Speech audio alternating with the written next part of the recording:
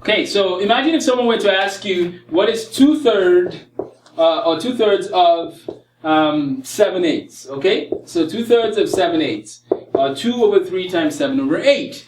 I know the video is talking about fractions or simplifying fractions, but I wanted to give you a quick example of when you would need to simplify fractions if you were multiplying them out, for example. So you have 2/3 times 7/8.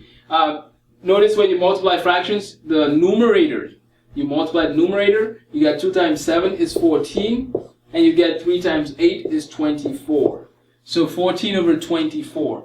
But that's not simplified. We don't like that kind of answer. We want it simple, in its simplest terms. And so what you would do is there's several ways to go about this. You can just divide, 14 divided by 2, 24 divided by 2, and continue that way until you get to a place where they don't have any more common factors. Or you can find, you take the number, you prime factorize it, so like 28. So 28 comes down to 2 and 14, and then you do that again, you get 2 and 7. So we go back here and we write 2 times 2, 2 times 2 times 7, right?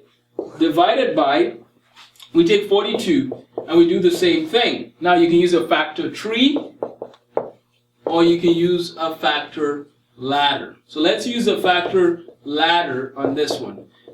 In math, people pick and choose certain techniques they use, but it's always good to know the techniques available to you so you can use them in different circumstances. So you use 2 goes into 42 21 times, and then 2 doesn't go into 21. So we go to the next prime number that goes into 21, and it's 3 goes into 21 7 times, and then 7 goes into 7 once. So it's 2 times 3 times 7. You come back here, you write 2 times 3 times 7. So you prime factorize the numerator and the denominator. So the top of a fraction is called the numerator, and the bottom is called the denominator.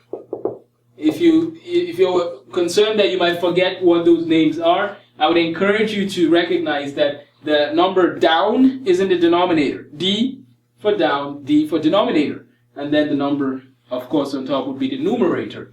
And so the 7s can cancel, and the 2s can cancel. So 28/42 is the same thing as 2/3.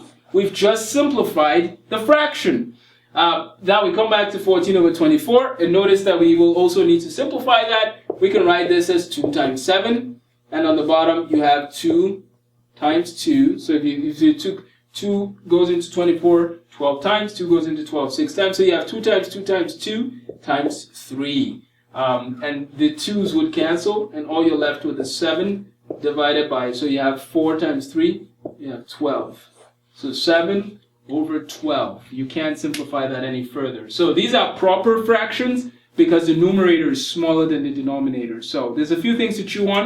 Remember, with the number on top is called the numerator. The number on the bottom is called the denominator. When the number on top is less than the number on the bottom, it's called a proper fraction.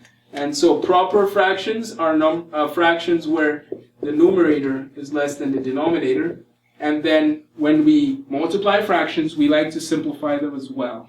So let me know if you have any questions on this. Do not be afraid of fractions. We use them quite a bit in mathematics and in life. So keep working hard. Thank you.